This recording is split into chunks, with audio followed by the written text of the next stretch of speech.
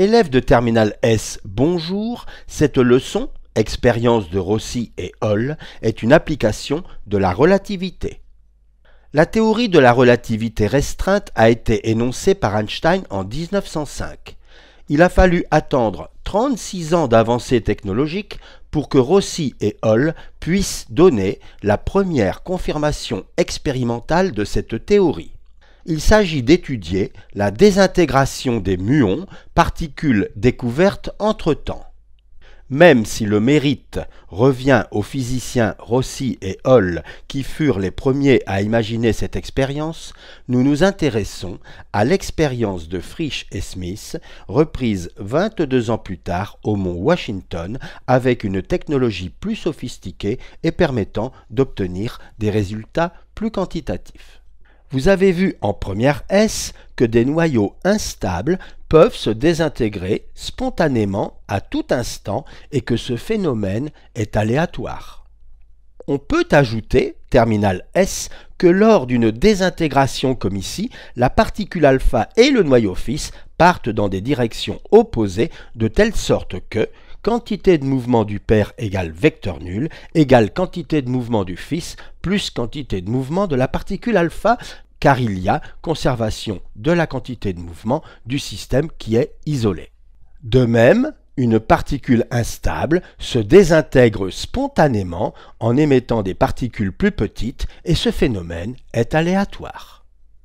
Pour simplifier, la désintégration d'une particule sera modélisée simplement par sa disparition comme ceci.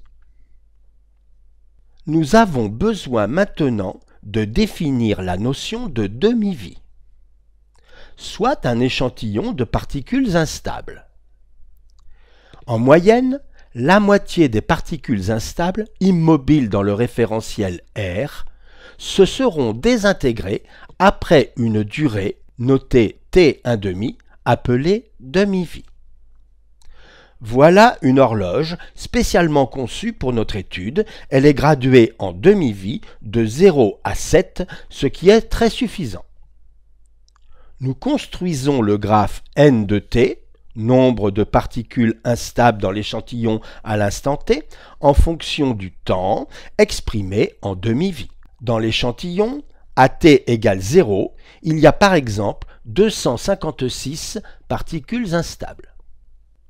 Une demi-vie plus tard, il restera donc à peu près 128 particules dans l'échantillon et nous plaçons le point correspondant sur le graphe. Les 128 particules restantes constituent maintenant un nouvel échantillon qui, une demi-vie plus tard, verra la moitié de ces particules s'être désintégrées. Il en reste donc 64 environ et nous reportons le point correspondant sur le graphe.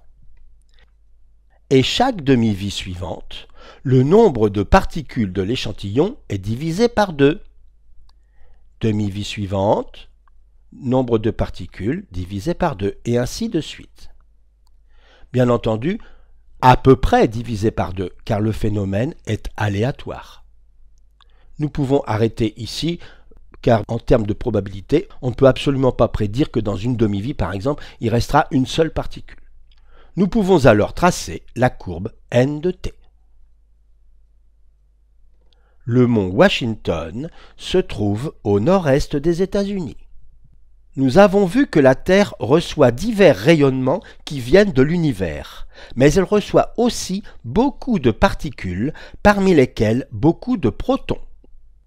Ces protons entrent en collision avec les molécules de l'atmosphère, ce qui engendre la production de muons, comme ceci. Encore une fois. Le muon a été découvert en 1936. Sa charge électrique négative est la même que celle de l'électron, mais sa masse est 207 fois supérieure à celle de l'électron ou, dit autrement, elle représente 11,3% de la masse du proton. La vitesse des muons qui descendent sur la Terre est 0,992 c, très proche de la vitesse de la lumière. Le nombre de muons diminue au cours de la descente dans l'atmosphère. Pourtant, les muons ne sont pratiquement pas absorbés par l'atmosphère. En fait, la diminution du nombre de muons, particules instables, est due à leur désintégration. La demi-vie du muon, dans un référentiel dans lequel il est immobile, est 1,53 microsecondes. Le muon se désintègre spontanément de manière aléatoire en 3 particules.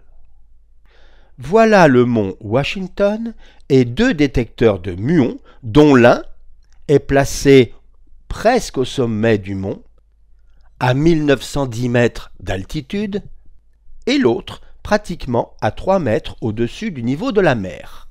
La dénivellation correspondante est donc de 1907 mètres.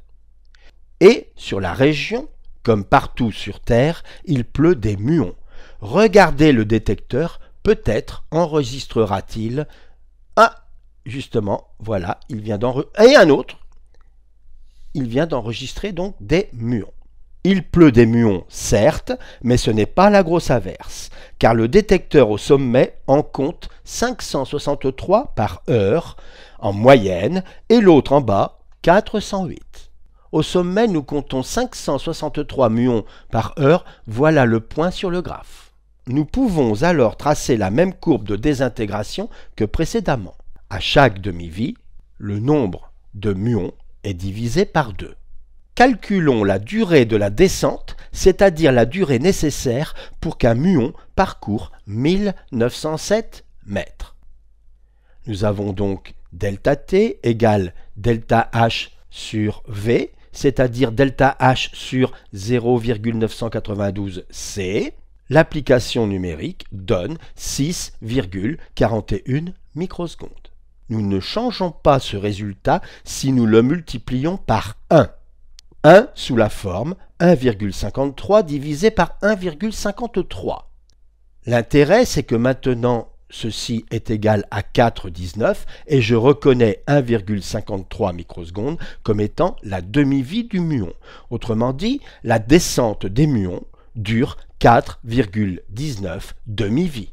Sur le graphe, nous reportons 4,19 demi-vie. Il y correspond un nombre de particules égal à 32. Donc, après un parcours de 1907 mètres, les muons ont eu plus de 4 demi-vies pour se désintégrer et il en reste seulement 32. Mais ce n'est pas ce que mesure le détecteur qui indique 408. Les résultats sont trop différents pour invoquer des incertitudes de mesure ou la désintégration aléatoire des muons.